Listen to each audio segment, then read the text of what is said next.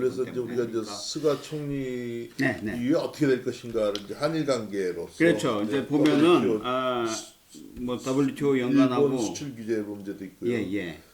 어떻게 전망하세요? 그러니까 스가 총리가 지금 뭐 쭉 일본 신문들 이렇게 보면 이제 정책하는데 제일 새롭게 시도되는 정책이 이제 디지털청이에요. 그건 새로운 거니까 좀 참고해서 머리에 두실 필요가 있지 않나 싶습니다. 네. 디지털청. 디지털청을 새로 만든 겁니다. 새로 만든 거죠. 네. 그러니까 말하자면 뭐 전자정부 보면 OECD 발표하면 네. 전자정부 세계적인 1위가 덴마크고 도장도 없앤다고 예, 한국이 2위인데 일본이 14위거든요. 근데 네, 이건 뭐 그 순위는 그렇고 정도로 따지면 한참 떨어져 있는 거죠. 네. 그다음에 뭐 그게 이제 이번에 나온 게 코비드 방역 체제에서 아날로그적인 대응, 뭐 통계를 백수를 받는다든가 확진자의 동선 추적 이런 걸 뭐 불가능하죠.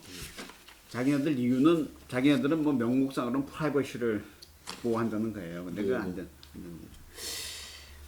그래서 한일 관계 이제 저는 뭐 여러 가지 의견이 있습니다만 일반적인 지금 주된 의견은 수가 총리가 오더라도 한일 관계 개선이 안 될 거다. 왜냐하면 수가가 아베 내각의 정책을 계승할 거기 때문에 안 될 거다 이렇게 이야기를 하는데 저는 좀 다른 의견입니다. 방금 제가 이야기했다시피 일본이 지금 굉장히 큰 손해를 보고 있거든요. 상상하지 못했던 손해입니다. 일본이.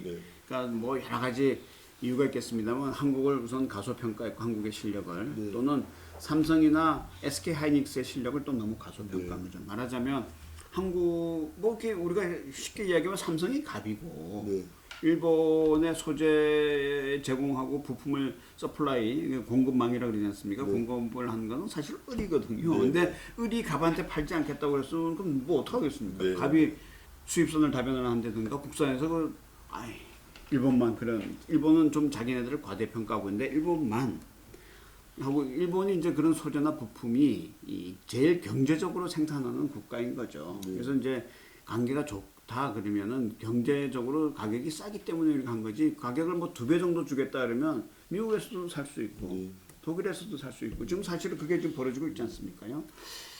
그러니까 이제 어떤 면에서 보면 우리가 한일 외교 관계를 조금 이렇게 그 과격하게 끌고 가지 않고 조금 부드럽게 끌고 갔으면 삼성이나 SK 하이닉스도 국산 하나 수입선 다변을 할 필요가 없는 거죠. 왜냐하면 기업들은 제일 수익이 많이 나는 서플라이 체인을 딱 만들어 놓지 않습니까요? 그러니까 그게 이제 그 서플라이 체인 안에 일본의 부품회사, 소재회사가 들어가 있었던 거죠. 근데 지금 이제 워낙 급하게 되니까 가격이 지금 중시되는 게 아니거든요. 그 부품이나 그걸 자체가 중요하니까요. 스가 총리도 이제 말씀하신 것이 이제 한일 관계에서 실질적인 그 어려운 몸을 이해하고 바람직한 방향으로 바뀔 것이라고 내다보시는군요. 바뀔 거라고 좀 보고 있어요. 그래서 여러 가지 사인이 있어요. 네, 그 유명히 그 WTO 차기 총장 거는 방해한다 뭐 이런 식으로 얘기했는데 그건 이제 우리식의 이야기고요. 네네. 그 일본 실력이 뭐 방해할 정도 실력은 없어요. 방해할 실력.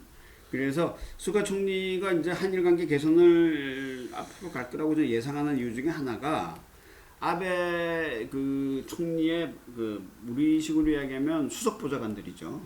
수석 비서관이죠. 수석 비서관 중에 그 대한 수출 규제를 제일 앞장서서 건의하고 정책을 만들어낸 수석 보좌관이 있어요.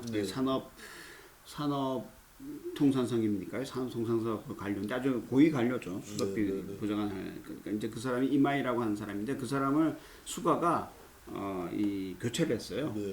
다시 돌아가라 해서 아마 이 사람 사표를 냈다고 그러는 것 같은데 그러니까 한국에 대한 수출 규제를 아베 내각에서 주도했던 수상 보좌관을 교체를 하고 새로운 사람을 했습니다. 새로운 사람. 그래서 그러니까 진영이 다르고 그 이마이라고 하는 사람이 굉장히 그 좀 이념적으로도 우익적인 사람이었거든요. 관료였는데도 불구하고. 근데 그 새로 후임이 된 사람은 그런 사람이 아닌. 그 뉴스에서 본 것 같습니다.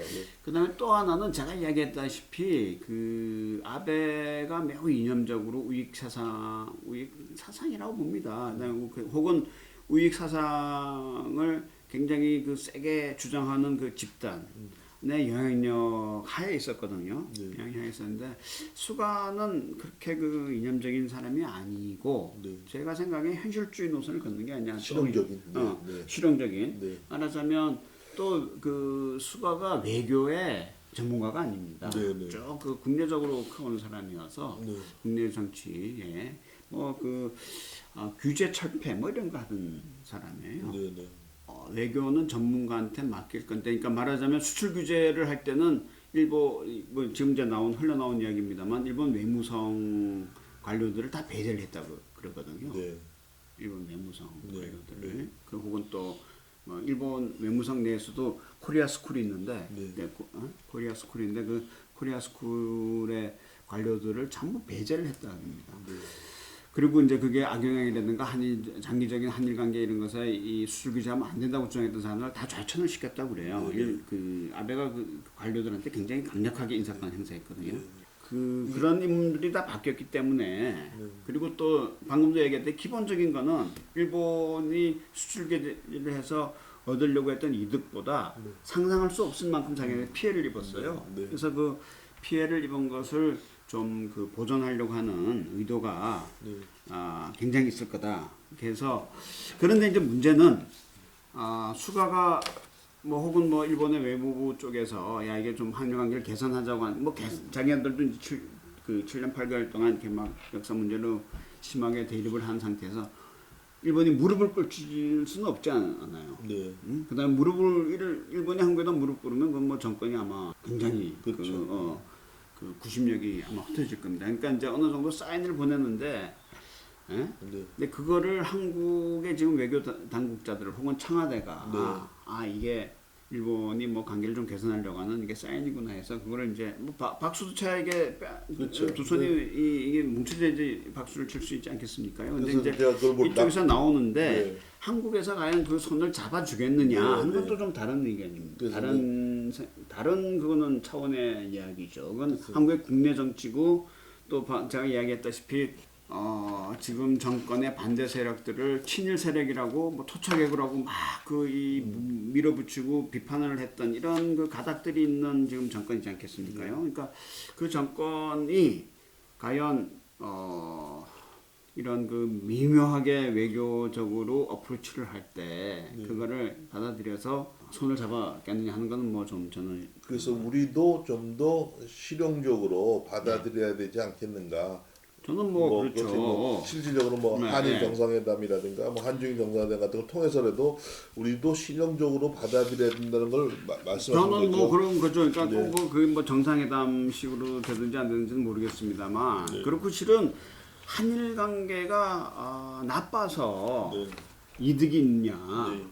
혹은 한일 관계가 좋아져서 네. 백의 이득이 있냐 네. 그럼 저는 후자라고 봅니다. 네, 네. 사람들이 한일 관계가 이번에 그 수출 규제하고 나쁘지 않았을 때 우리 대한민국의 사람들이 750만 명이 1년에 네. 방문을 했단 말씀이에요. 네. 750만 명이라고 한 게 12로 나누면 60만 명쯤 되지 않습니까요? 네. 네. 한 달에 60만 명, 그럼 30으로 나누면 하루에 2만 명이 방문을 한 겁니다. 네.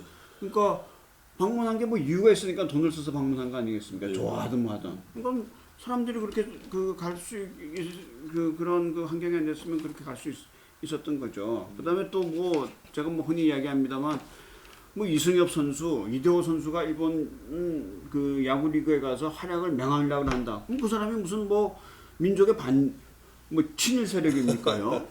근데 우리 또 일반 국민들은 그 이승엽 선수나 이대호 선수가 혹은 뭐 박지성 선수가 네. 축구에서 일본에서 그라운드를 누비고 열심히 홈런 치고 그러면 마음이 즐겁지 않습니까요? 네, 네. 그건 친일하고 네. 아니라고 전혀 무관하지 않습니까? 그다음에 한국의 K-pop 한류 문화가 일본 사람들에게 그렇게 그 인기가 있다는데 한국의 그 K-pop을 일본 사람들도 좀 더 자유롭게 아무런 그 부담감 없이 즐길 수 있도록 그 분위기를 만드는 건 정치가의 역할이라고 봅니다. 정치가가 왜 그 한일 관계를 얽히 해서 우리가 일본 맥주를 마시는데 지금 굉장히 부담감이 있잖아요. 네. 아니 뭐 저는 일본 맥주 좋아하지도 않습니다. 그렇지만 다른 사람들이 일본 맥주를 마셨단 말씀이에요. 네. 일본의 무슨 뭐 의류품을 사용했단 말씀이죠. 1조 원씩.